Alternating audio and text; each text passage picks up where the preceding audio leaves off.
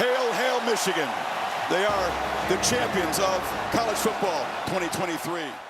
This won't be the last time you walk down the tunnel, but probably the last time as just Michigan quarterback JJ McCarthy. When you walk through this tunnel now, you will always be called national championship winning quarterback JJ McCarthy. Is that registered with you yet?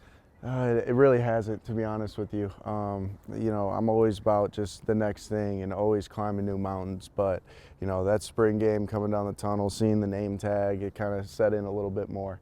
So much appreciation and gratitude for everyone that I was involved with here, and all my teammates, all my coaches, all the fans.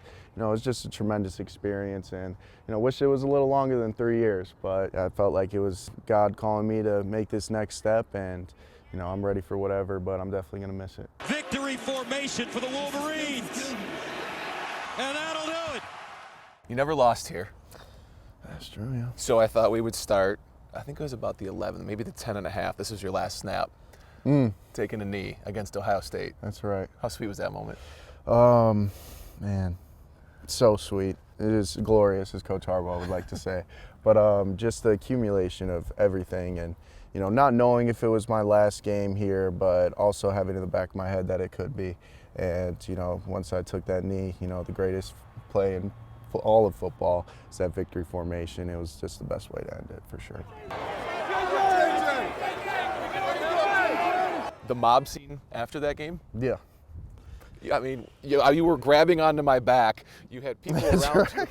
But your family somehow found you. I mean, the whole moment was insanity, and yet I remember how present you were. How did you allow yourself to be so present in the chaos? You know, in those moments, you want to soak it all in, because they're one of the special moments in life that you'll never get back, and they truly are once in a lifetime. So just being able to, you know, just feel the fans smacking your helmet, and then finding you, finding my girl, finding my parents, it was just truly magical. It really was. Out of the pocket, McCarthy keeps the play alive. Long throw across the field. He drops it in to the house. First touchdown throw as a Michigan Wolverine. You roll out against Western Michigan. Yeah. It was right about here, I think you threw the ball, as Uncle Rico would say, in Napoleon Dynamite, about 80 yards, hit a couple clouds on the way down. Yeah. That was just a young kid whipping the ball, showing his arm off. That's exactly what it was. You know, it was 3rd and 26, 3rd and 24, something like that. First game of the year, we were already winning, so I was like, oh, I'm going to make a play here. And to be honest with you, the night before, I was actually envisioning a throw like that, because on film, you see the backside corner kind of give up on the play and just get out of it. And, you know, when I saw the opportunity present itself, I see A.J. Henning coming across the field towards the sideline. He's covered. I look backside, just peek. You know, if it's there, it's there. And, you know, he was sleeping, but it wasn't really wide open. Yeah. But I knew I was going to take this opportunity because, you know, they're not expecting this young kid coming in and doing that. And Dalen Baldwin, it's funny, you ask him about it, he's like, I knew he was throwing it the whole time. So I just, you know, took that risk. 3rd and 24, if he picks it, it's a short punt anyways. So it worked out for the best. It was a beautiful play, beautiful throw, went for 6, but did you get to the sideline and hear any words of don't throw across your body across the field, or was it a moment for Coach Harbaugh to recognize this guy's as special as we thought? I think Coach Harbaugh, you know, recognized that, which I really appreciated, because, you know, that's a cardinal sin out of any quarterback textbook you read. And, you know, coming back to film on Monday, they were just like, you know, this was great first touchdown, but let's never do that again. And I'm like, all right, sounds good. I had my one shining moment with the craziness. There was a little bit more to come, but yeah, that was definitely the craziest. JJ takes the snap on 3rd and 10, back to pass, looking, fires down the middle, and it's caught. Roman Wilson, touchdown, Wolverines. Wow, did JJ thread the needle there? This is a throw that detractors will say he got lucky. Yeah. But you broke this down leading into the Big Ten championship, and you said it was on film. This was something that you anticipated. Yep. The throw was no accident. Yeah, it was not. Obviously, playing this position, you got to risk it for the biscuit sometimes. And it's a little bit hairy, but no one could see, you know, the lens that I'm looking through. When I dropped back, and obviously the film study told me that this true freshman DB, it played 77 coverage snaps. Every time they played this man-hole bracket technique, his eyes were never on the quarterback. So when I take a drop back, I see, you know, I'm starting with my progressions. Cornelius doesn't win on this go route. I'm setting back to look for Roman coming across on the special post, and I feel JT just, you know, getting closer, pockets collapsing.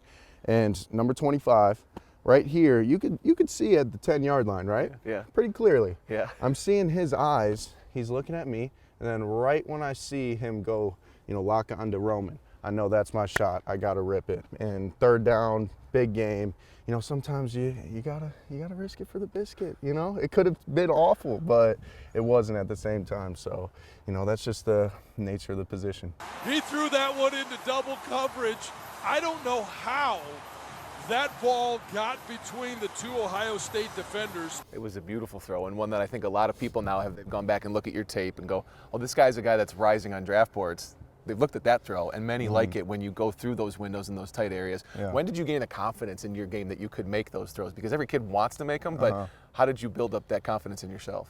I feel like it's always been a part of me ever since I started because, the biggest fear that all athletes face is failure. Yeah. And just being able to accept that failure is a monumental part of your growth and development is something that just helped me make those throws, make those decisions, because if it didn't work out, obviously it sucks. But now I learn from it a lot more than, the touchdown scoring, play it was.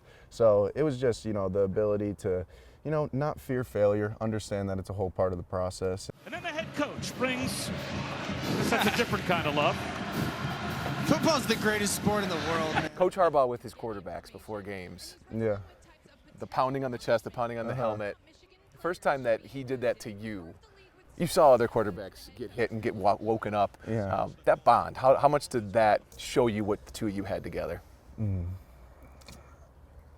I think, that's something that, the whole world gets to see, just the routine. Yeah. Where we go into every game, and his biggest thing was always just let me get hit, and then all the butterflies go away.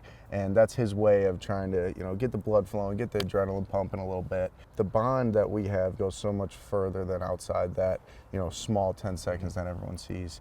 It leads up to it in the locker room when he's saying, here we go, champ, let's have a day.